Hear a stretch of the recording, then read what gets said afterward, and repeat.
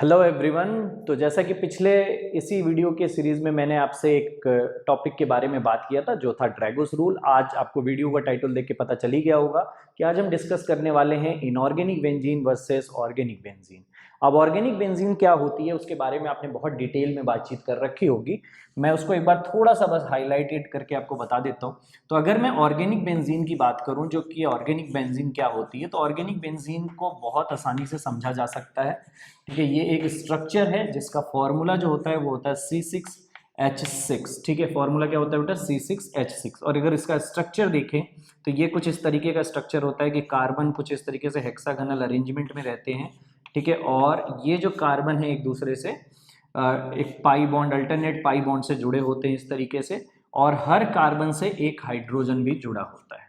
ठीक है, इसी चीज में, और यहाँ पे आप देख सकते हो कि अल्टरनेट पाई बॉन्ड की अरेंजमेंट है तो रेजोनेंस हो सकता है, और रेजोनेंस होता है तो इसका जो बॉन्ड लाइन डायग्राम है वो कुछ इस तरीके का आता है। इस तरीके से हम इसको बनाते हैं। ठीक है, और इसमें एक इसका रेजोनेटिंग स्ट्रक्चर्स कुछ इस तरीके का भी क्रिएट किया जा सकता है जो कुछ इस तरीके से आपको दिखता है। ठीक है, जिसमें पाई बॉन्ड की जो पोजीशंस हैं वो बदल जाती हैं, और इन दोनों रेजोनेटिंग स्ट्रक्चर्स को मिलाकर हम एक रेजोनेंस हाइब्रिड बनाते हैं। इन दोनों रेजोनेटिंग स्ट्रक्चर्स को मिलाकर हम क्या बनाते हैं बेटा? एक ये दोनों जो हैं इनको हम कहते हैं रेजोनेटिंग स्ट्रक्चर्स। और आपको पता होगा कि रेजोनेटिंग स्ट्रक्चर्स जो होते हैं वो हाइपोथेटिकल होते हैं। असल जो हमें स्ट्रक्चर देखने को मिलती है, एक्चुअल या रियल स्ट्रक्चर, वो क्या होती है बेटा? रेजोनेंस हाइब्रिड होती है। ठीक है, तो ये हमारे पास यहाँ पर क्या आ गया बेटा? रेजोनेंस हाइब्रिड आ गया। ये रेजोनेंस हाइब्रिड हमें देखने को यहाँ पर मिलेगा। ठीक है, अब इसके अंदर जो बॉन्ड्स होते हैं वो ओवरऑल पोलर नहीं होते, कोई भी बॉन्ड इसमें पोलर नहीं है। तो ये जो मॉलिक्यूल होता है बेंजीन, जो ऑर्गेनिक बेंजीन है अगर हम बात करें तो ये असल में एक नॉन पोलर पूरा का पूरा ओवरऑल मॉलिक्यूल होता है, और इसमें कहीं भी चार्जेस नहीं होते। ठीक है, ये ऑर्गेनिक बेंजीन है। पर हमें ऑर्गेनिक बेंजीन के बारे में आपको बहुत कुछ पता होगा पहले से भी। आज हम जो बात करेंगे वो है इनऑर्गेनिक बेंजीन के बारे में, कि इनऑर्गेनिक बेंजीन क्या होती है और उसका स्ट्रक्चर कैसा होता है, उसका फॉर्मूला क्या होता है, वो सारी चीजें। ठीक है, तो अब हम शुरू करते हैं इनऑर्गेनिक बेंजीन के बारे में। तो देखिए, अगर हम बात करें इनऑर्गेनिक बेंजीन की, तो इनऑर्गेनिक बेंजीन जो है ये असल में कार्बन इसमें नहीं होता। ठीक है, इसमें जो कार्बन के एटम्स होते हैं उनको हम रिप्लेस कर देते हैं। कार्बन को हम रिप्लेस कर देते हैं तीन, आधे कार्बन को हम रिप्लेस कर देते हैं B- से, और आधे कार्बन को हम रिप्लेस कर देते हैं N+ से। ठीक है, ऐसा कहा जाता है, पर एग्जैक्टली क्या होगा उसके बारे में भी अभी मैं आपको वीडियो में बताऊंगा। तो अगर हम इसका फॉर्मूला देखें तो जो फॉर्मूला बनकर आएगा वो आ जाएगा B3, क्योंकि आधे कार्बन B से रिप्लेस किए गए हैं और आधे कार्बन नाइट्रोजन से, तो N3 और H6। तो जो वहां पर फॉर्मूला था, अगर आप याद करोगे ऑर्गेनिक बेंजीन का जो फॉर्मूला था वो क्या था बेटा? C6H6। लेकिन यहां पर जो फॉर्मूला है वो है B3N3H6। अब स्ट्रक्चर कैसा होगा जरा देखो। तो स्ट्रक्चर पहले जैसा ही रहता है, स्ट्रक्चर में कोई खास बदलाव नहीं आता, कि अल्टरनेटिवली प्लेस्ड B- और N+ रहते हैं।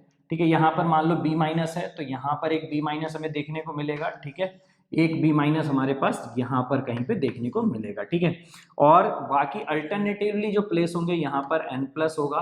ठीक है, यहाँ पर भी हमारे पास क्या होगा बेटा? N+ होगा, और यहाँ पर भी हमारे पास क्या होगा? N+ होगा। ठीक है, और ये इनके बीच में अल्टरनेट पाई बॉन्ड्स बने होंगे कुछ इस तरीके से, कि यहाँ पर मान लो सारे सिग्मा से जुड़े हुए हैं कुछ इस तरीके से। ठीक है, और फिर यहाँ पर असल में ये पाई बॉन्ड्स से बने होंगे इस तरीके से, अल्टरनेट पाई बॉन्ड्स बने होते हैं। ठीक है, तो ये इसका स्ट्रक्चर होता है, और हर एक एटम से, जैसे यहाँ पे B है, इससे भी एक हाइड्रोजन जुड़ा होगा, N से भी एक हाइड्रोजन जुड़ा होगा, यहाँ पर B है, एक हाइड्रोजन जुड़ा होगा। ठीक है, मैं इसको थोड़ा टेढ़ा बना रहा हूँ ताकि वो साइन से जो प्लस- बना रखा है उससे वो मिक्स ना हो जाए। ठीक है, और यहाँ पर भी हमारा एक H जुड़ा होगा, यहाँ पर भी एक H जुड़ा होगा, यहाँ पर भी एक क्या जुड़ा होगा बेटा? H जुड़ा होगा। तो कुछ इस तरह का स्ट्रक्चर होता है इनऑर्गेनिक बेंजीन का। लेकिन इनऑर्गेनिक बेंजीन में अगर आप बॉन्ड्स को देखेंगे तो पोलर है, दूसरा इनके पास चार्जेस हैं। इसकी वजह से जो चार्ज हैं और जो बॉन्ड्स हैं वो पोलर हैं, क्योंकि इसकी वजह से जो इनऑर्गेनिक बेंजीन होता है ये हमारा एक पोलर कंपाउंड होता है। इनऑर्गेनिक बेंजीन हमारा क्या होता है बेटा? एक पोलर कंपाउंड होता है, और पोलर कंपाउंड होने की वजह से ये ज्यादा रिएक्टिव होता है ऑर्गेनिक बेंजीन से। ठीक है, ये क्या रहता है बेटा? ज्यादा रिएक्टिव रहता है ऑर्गेनिक बेंजीन से। तो more reactive as compared to organic benzene, as compare to organic benzene, क्योंकि इसके पास क्या है बेटा, पोलर बॉन्ड है। इस वजह से आपको ये देखने को मिलता है कि जो क्या कहते हैं कि जो ये स्ट्रक्चर होता है, ये जो कंपाउंड होता है, ये ज्यादा रिएक्टिव होता है कंपेयर टू ऑर्गेनिक बेंजीन, क्योंकि वो नॉन पोलर था। ठीक है, अब इसी पोलैरिटी की ही वजह से ये असल में पानी के अंदर डिसॉल्व भी हो जाता है। ठीक है, तो इनऑर्गेनिक बेंजीन जो होता है ये सॉल्युबल होता है वाटर में। ठीक है, किस में सॉल्युबल है बेटा, ये वाटर में। वाइल ऑर्गेनिक बेंजीन जो होती है यानी C6H6 इज इनसॉल्युबल। ठीक है, ये जो है ये इनसॉल्युबल होती है, क्योंकि आपने एक रूल पढ़ा होगा, लाइक डिसॉल्व्स लाइक। H2O एक पोलर सॉल्वेंट है, इसलिए वो जो ये पोलर मॉलिक्यूल है इनऑर्गेनिक बेंजीन, उसको तो सॉल्युबल कर लेता है, पर जो C6H6 है जो कि नॉन पोलर है, क्या है बेटा, नॉन पोलर है। ठीक है, उसको पानी डिसॉल्व नहीं कर पाता, क्योंकि जो पानी है यानी H2O जो है वो कैसा सॉल्वेंट है बेटा, हमारा एक पोलर सॉल्वेंट है। इस वजह से समझ में आया यहां तक। अब इसके अंदर जो रेजोनेंस होती है ना, वो फिनोमिना बड़ा इंपॉर्टेंट है, उस पे क्वेश्चन आपसे पूछा जा सकता है। तो कैसे होगा रेजोनेंस, या ये जो इलेक्ट्रॉन घूम रहे हैं ये किस तरीके से घूमेंगे, या इनका जो एक्चुअल स्ट्रक्चर है वो क्या है, चलो उसके बारे में बातचीत करते हैं। तो मैं सबसे पहले ना इसका एक्चुअल स्ट्रक्चर के बारे में थोड़ा बात करता हूं। ठीक है, एक्चुअल स्ट्रक्चर के बारे में।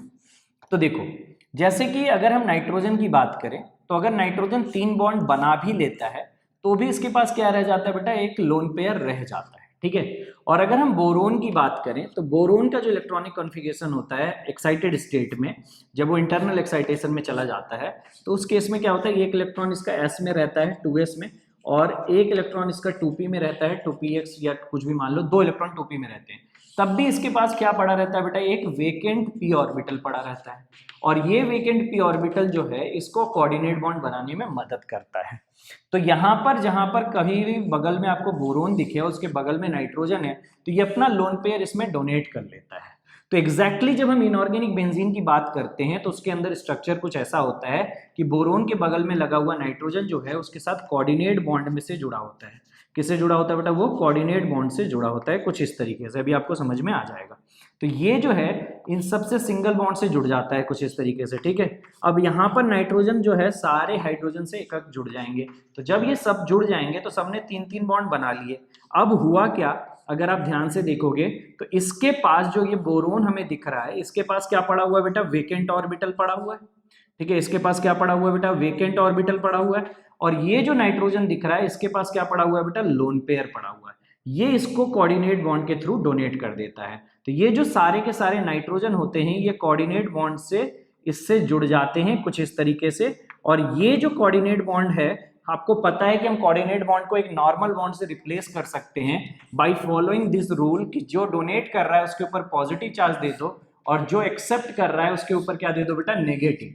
तो यही जो रिप्लेसमेंट है वो यहाँ पर यूज की गई थी, ताकि जो पिछला वाला जो स्ट्रक्चर था उसको ऑब्टेन आउट किया जा सके। ठीक है, जो पिछला वाला स्ट्रक्चर था वो इस रिप्लेसमेंट से, जो कोऑर्डिनेट बॉन्ड को हम एक नॉर्मल बॉन्ड से रिप्लेस कर सकते हैं, उसको यूज करते हुए क्या किया गया था बेटा, यहाँ पर इसका स्ट्रक्चर जो है वो बनाया गया था। ठीक है, ओरिजिनल स्ट्रक्चर ये कोऑर्डिनेट बॉन्डेड स्ट्रक्चर होता है। अब जितना ये इस तरफ कोऑर्डिनेट कर सकता है इतना इधर भी कोऑर्डिनेट कर सकता है, क्योंकि इसके पास भी वेकेंट ऑर्बिटल पड़े हुए हैं। अब सवाल ये है कि जब दोनों तरफ करेगा तो 2 रेजोनेटिंग स्ट्रक्चर्स बनेंगी, और वो रेजोनेटिंग स्ट्रक्चर्स किस तरीके से आएंगी अब हमें वो समझना है। तो अब हम देखेंगे रेजोनेंस इन इनऑर्गेनिक बेंजीन।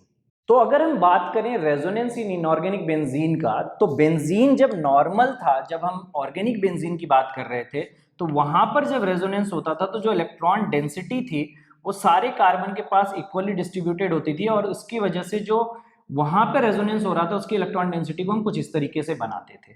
लेकिन जब इनऑर्गेनिक बेंजीन की बात की जाती है तो देखो जरा होता क्या है। ठीक है, तो हमारे पास यहाँ पे बोरोन है, बगल में नाइट्रोजन है, यहाँ पर फिर बोरोन है, यहाँ पर हमारे पास नाइट्रोजन है, यहाँ पर फिर नाइट्रोजन है, यहाँ पर हमारा बोरोन है, कुछ इस तरीके से अल्टरनेटिवली प्लेस्ड है। अब इस बोरोन के पास माइनस चार्ज है, इस नाइट्रोजन के पास पॉजिटिव चार्ज है। अगर हम चार्जेस के बारे में बात करें, जो स्ट्रक्चर हमने पढ़ा था उसके हिसाब से अगर हम बात करें तो अब होता क्या है बेटा, कि जब ये पाई इलेक्ट्रॉन डेंसिटी फ्लो करना शुरू करती है तो देखो क्या करेगी वो क्योंकि यहाँ पर नेगेटिव चार्ज है। ठीक है, तो ये क्या करेगा बेटा, रिपेल करेगा इलेक्ट्रॉन डेंसिटी को। क्या करेगा, ये रिपेल करेगा इलेक्ट्रॉन डेंसिटी को, क्योंकि नेगेटिव चार्ज है। जबकि ये जो पॉजिटिव दिख रहा है ये क्या करेगा बेटा, अट्रैक्ट करेगा चार्ज डेंसिटी को, तो ये अट्रैक्ट करता है चार्ज डेंसिटी को, ठीक है। तो ये चार्ज डेंसिटी या इलेक्ट्रॉन डेंसिटी आप दोनों कह सकते हो, तो ये इलेक्ट्रॉन डेंसिटी जो है नेगेटिव चार्ज जो है उसको क्या करता है बेटा, अट्रैक्ट करता है। अब उसकी वजह से होता क्या है कि जो पाई इलेक्ट्रॉन क्लाउड फ्लो कर रहा है वो इस तरीके से, इसमें देखो सर्कुलर इसलिए बनाते हैं क्योंकि सारे कार्बन के पास वो बराबर बराबर जाता है, पर यहां पर वो सारे कार्बन के पास बराबर बराबर नहीं जाएगा, बोरोन के पास वो कम जाएगा। बोरोन के पास क्या करेगा बेटा, कम जाएगा, क्योंकि वो उसको रिपेल कर रहा है। तो हमें कुछ इस तरीके का सिनारियो देखने को मिलता है कि यहाँ पर ये कम और यहाँ पर नाइट्रोजन के साइड ज्यादा अट्रैक्टेड रहता है, बोरोन से फिर रिपल्सन खाएगा, फिर नाइट्रोजन इसको अट्रैक्ट करेगा, बोरोन से फिर रिपल्सन खाएगा, और फिर यहाँ से नाइट्रोजन क्या करेगा बेटा, इसको अट्रैक्ट करेगा, ठीक है। तो कुछ इस तरीके का देखने को मिलता है। मैं एकदम अच्छा डायग्राम तो नहीं बना पा रहा हूँ, पर ये कुछ ऐसा नजर आता है सिनारियो, ठीक है, कि बोरोन जो है वो इलेक्ट्रॉन डेंसिटी को रिपेल कर रहा है, यहाँ पर जो है वो क्या हो रहा है बेटा, रिपल्सन हो रहा है, ठीक है। और यहाँ पर आप देख सकते हो कि जो नाइट्रोजन का पॉजिटिव चार्ज है वो यहाँ पर क्या कर रहा है बेटा, इसको अट्रैक्शन कर रहा है, इसके साथ क्या कर रहा है बेटा, अट्रैक्शन कर रहा है। इस वजह से जो इसका रेजोनेटिंग स्ट्रक्चर दिखता है वो कुछ इस प्रकार का दिखता है, जिसमें अंदर पूरा का पूरा सर्कुलर रिंग नहीं आती, इसमें नाइट्रोजन के साइड पे इलेक्ट्रॉन डेंसिटी थोड़ी सी खिंची होती है और बोरोन से थोड़ी क्या होती है बेटा, दूर होती है, ठीक है। तो होप आपको इस वीडियो में इनऑर्गेनिक बेंजीन और ऑर्गेनिक बेंजीन के बीच में जो कंपैरिजन है वो करना आप सीख गए होंगे, और जो पॉइंट्स हैं उनको आप नोट कर लीजिए, बहुत ही इंपॉर्टेंट है ये। इस पे क्वेश्चन ऑलरेडी जेईई के अंदर आ चुका है, और आगे भी इस तरह के सवाल पूछे जा सकते हैं जहां पे इन दोनों के कंपैरिजन में कोई सवाल आपसे पूछा जा सकता है, ठीक है। तो आज के लिए बस इतना ही।